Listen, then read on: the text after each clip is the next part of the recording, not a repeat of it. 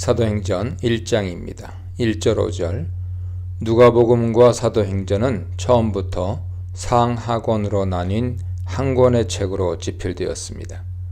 이 점을 감안하면 누가복음의 선 1장 1절로 4절이 누가복음, 사도행전, 누가행전 전체 서원이라고 할 수 있습니다.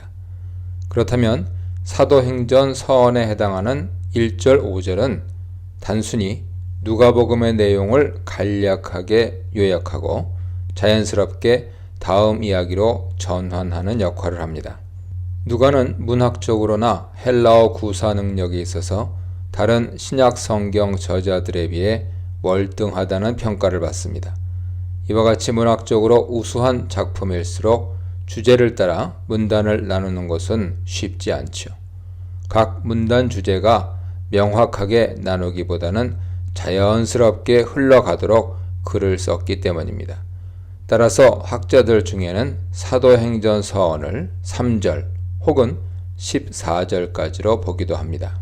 누가복음 1장 3절에 데어빌로 각하에게, 사도행전 1장 1절에 데어빌로여 라는 표현 때문에 누가행전을 마치 저자 누가가 수신자 데어빌로에게 보내는 서신처럼 오해하는 경우가 있습니다.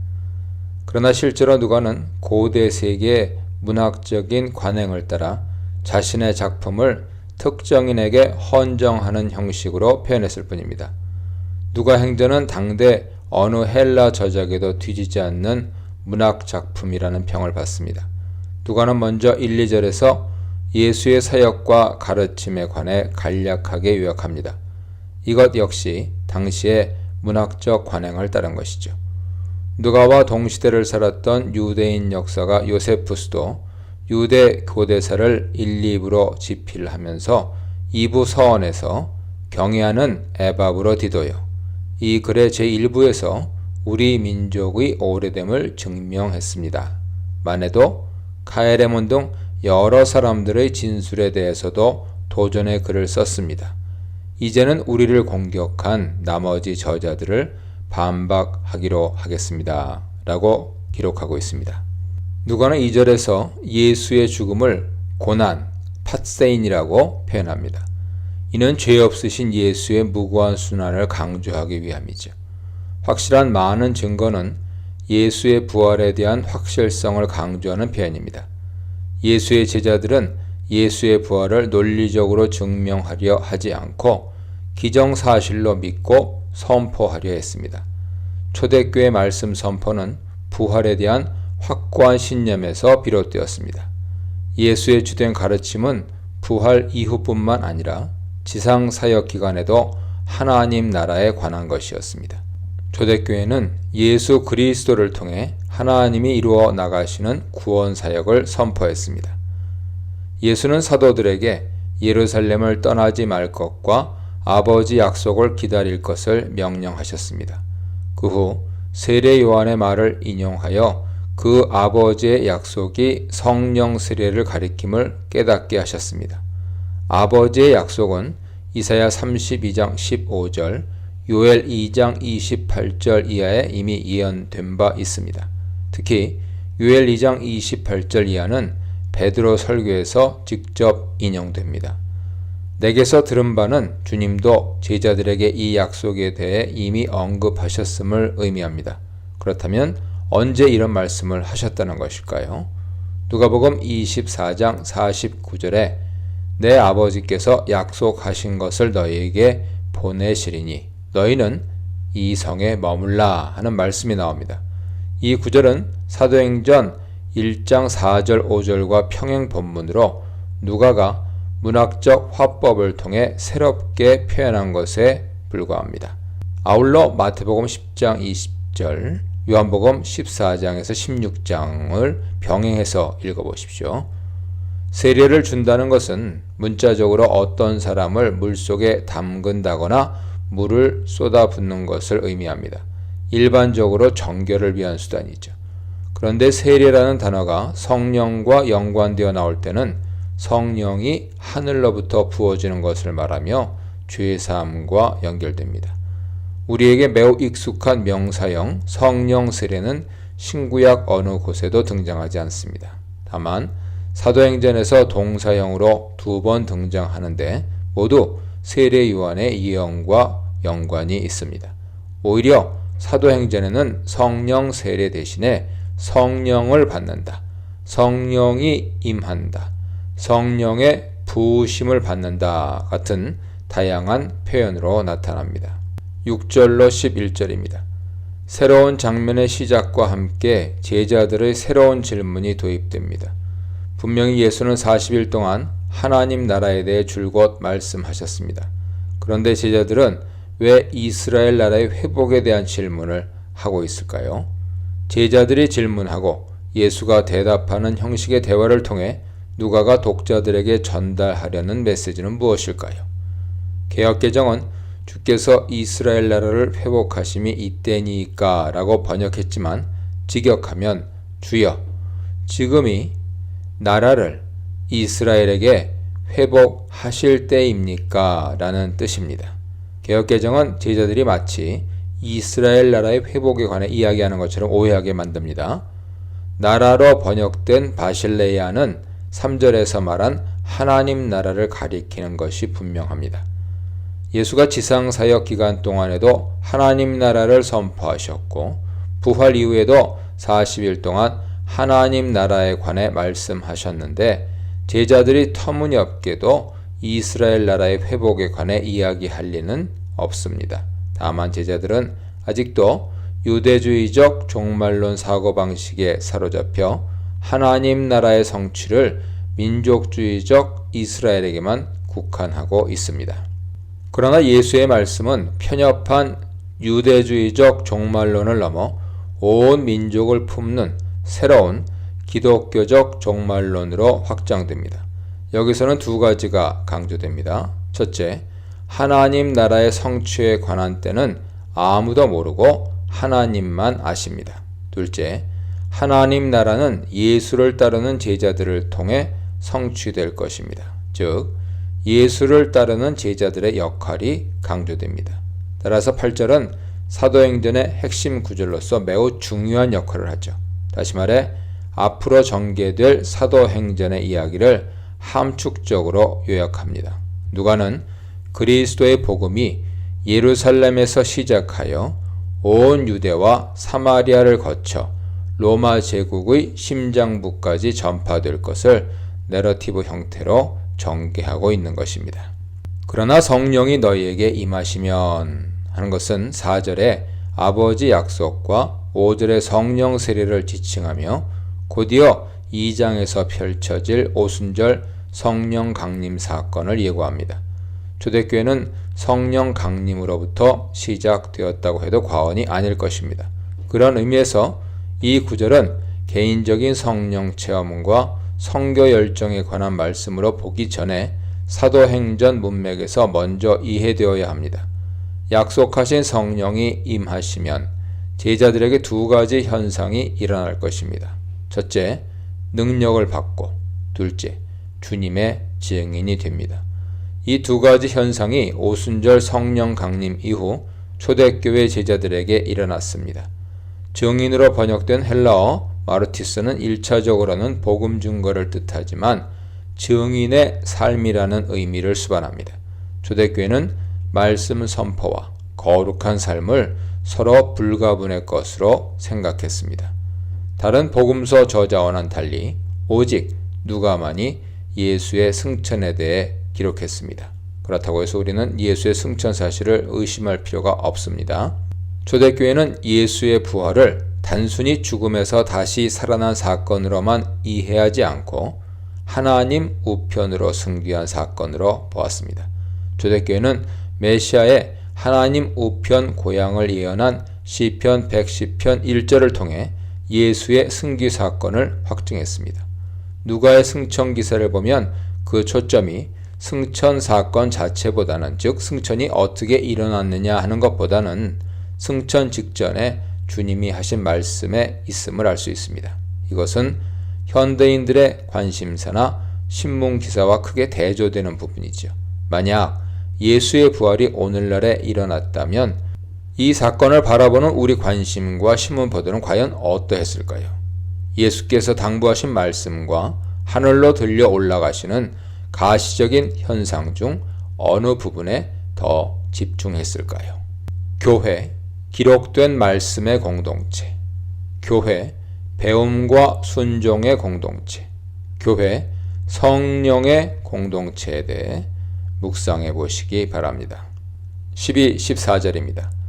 예수의 승천 이야기는 11절에서 마무리됐지만 독자는 12절에서 승천 장소가 예루살렘 부근에 위치한 감람원 산이었음을 알게 됩니다. 누가의 문학적 기교 중 하나죠. 안식일에 가기 알맞은 길이란 어구는 그날이 안식일이었음을 암시하는 것이 아니라 안식일에 걸어서 도달할 수 있는 예루살렘과의 거리를 뜻합니다. 감람원 산에서 돌아온 그들은 예수가 약속하신 성령을 기다리기 위해 예루살렘에 있는 한 집의 다락방에 모였습니다.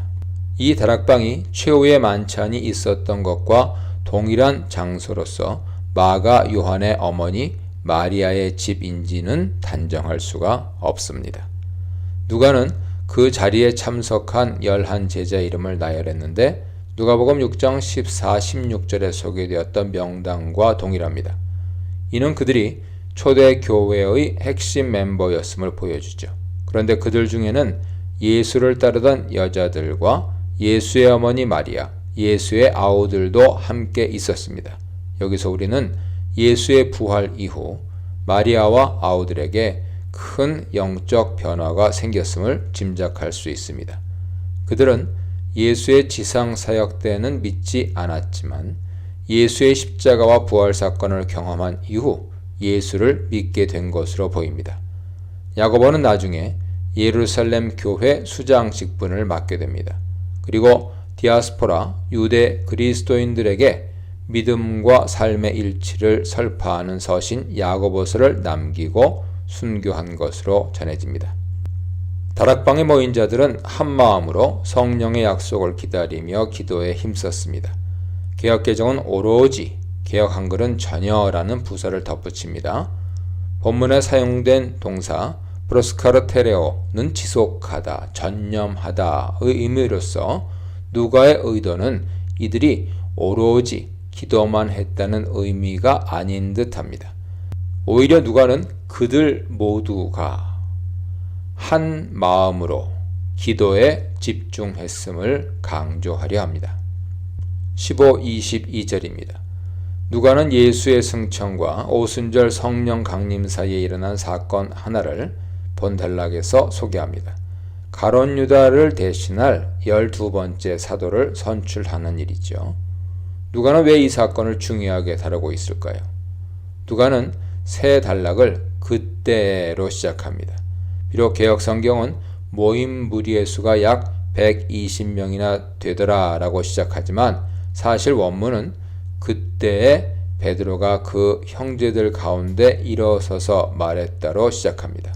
베드로의 발언이 나오기 전에 누가는 그 다락방에 모인 형제 자매들의 수가 120명 정도였다고 덧붙입니다. 누가가 이를 언급한 이유는 아마도 유대법에 자치위원회를 갖춘 하나의 공동체를 설립하려면 최소 남자 120명이 필요했기 때문인 것으로 보입니다. 누가는 누가 행전에서 여기서 처음으로 그리스도인들을 형제 아델포스라고 부릅니다.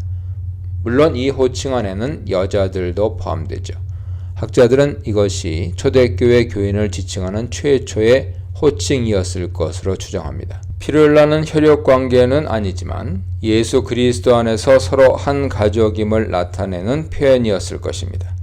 베드로는 먼저 성경이 유다에 대해 미리 예언했고 그 예언은 반드시 성취되어야만 했다고 말합니다. 성령이 다윗의 입을 통해 미리 말씀하셨다는 것은 다윗이 성령의 대변인에 불과했다는 의미입니다. 여기서 베드로 그리고 누가의 성경관이 드러납니다. 성경은 성령이 인간 저자 다윗을 통해 기록하신 하나님 말씀입니다. 우리는 이것을 성령 영감설이라 부르고 성경의 이중 저작설, dual authorship이라고 부릅니다. 예수를 잡아간 자들의 앞잡이로 유다가 묘사되며 그가 범한 죄의 심각함이 부과됩니다. 18, 19절은 베드로의 발언의 흐름을 잠시 중단시킵니다. 따라서 이 부분은 유다가 어떤 죽음을 맞이했는지에 대한 부연 설명으로서 개역 개정 괄호 처리는 매우 적절하죠. 유다는 예수를 배신한 대가로 땅을 샀고 나중에 창자가 다 흘러나오는 비참한 최후를 맞았습니다.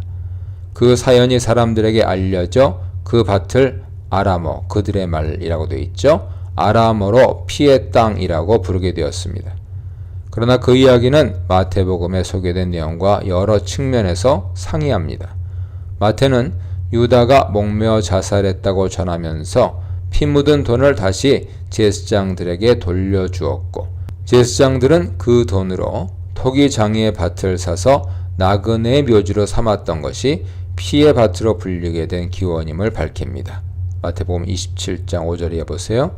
이 두 이야기가 전혀 조화를 이룰 수 없는 것은 아닙니다. 다만 우리는 마태와 누가가 각각 다른 전승에 근거하여 각각의 복음서를 기록했다고 추론할 수 있습니다.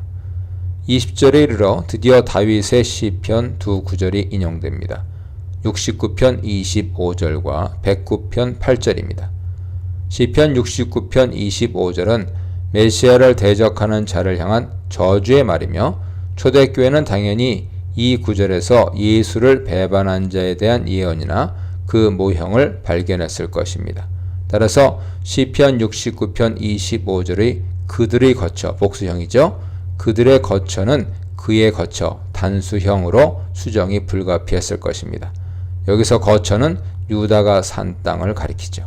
시편 109편 8절은 원수에게 연달아 저주를 퍼부으며 타인이 그의 직분을 빼앗기를 원하는 탄원입니다. 따라서 이 두 구절들은 유다의 사도직이 다른 사람에게 인계되어야 한다는 해석에 정당성을 부여합니다. 이러한 시편 적용은 당시 유대주의 성경 해석 방법에 따른 것입니다. 신약 저자는 구약을 인용할 때 종종 원저자가 미리 내다보지 못한 상황까지 적용하려 합니다. 한편 이 사건과 관련해서 야고보 사도가 순교했을 때는 왜 후임자 선출을 하지 않았는지에 대한 의구심이 들기도 하지요. 야고보가 순교한 이후 그를 대체했다는 기록은 없습니다. 가룟 유다가 대체된 이유는 단순히 그가 세상을 떠났기 때문이 아니라 아마도 그가 주님을 버리고 배교했기 때문일 것입니다. 21, 26절입니다. 21, 22절은 보선될 사도가 갖추어야 할 요건과 사명을 제시합니다. 요한의 세례부터 예수의 승천까지 주님과 함께한 자가 되어야 한다는 것이 가장 중요한 요건이죠. 그것이 나머지 사도들과 함께 예수의 부활을 증언하는 사명을 감당하는데 불가결한 요건이었기 때문일 것입니다. 이에 두 후보가 세워졌고 그들은 이 일을 위해 기도했습니다. 직역하면 모든 사람의 마음을 아시는 주여, 당신이 택하신 이 두 사람 중에 유다가 자신의 자리로 가기 위해 버린 이 사도의 직분을 대신할 자가 누구인지 보이소서라는 뜻입니다. 여기서 주여 하는 것은 사도행전 문맥에서 보면 예수를 가리키는 것으로 보입니다. 누가는 다른 복음서 저자와 달리 퀴리오스라는 칭호를 하나님과 예수에게 상호 교환적으로 적용합니다. 그럼으로써 의도적으로 예수를 하나님과 대등한 존재로 묘사합니다. 성령 강림 이후 제비뽑기는 초대교회에서 사라집니다. 본문은 교회 지도자 선출 방식에 대한 규범적인 교훈을 제시하기 위함이 아닙니다. 제비뽑기는 성경적이라 할 수도 없고 비성경적이라 할 수도 없습니다. 다만 오늘날 일부 교단에서 임원 선출을 위해 이 방법을 사용하는 것은 결코 그것이 성경적이기 때문이 아닙니다. 인간의 이해관계와 탐욕을 방지하기 위해 고안된 차선의 방책임을 상기할 필요가 있습니다. 순종과 기도의 공동체, 새 이스라엘 공동체, 하나님이 세우시는 공동체에 대해 묵상해 보시기 바랍니다.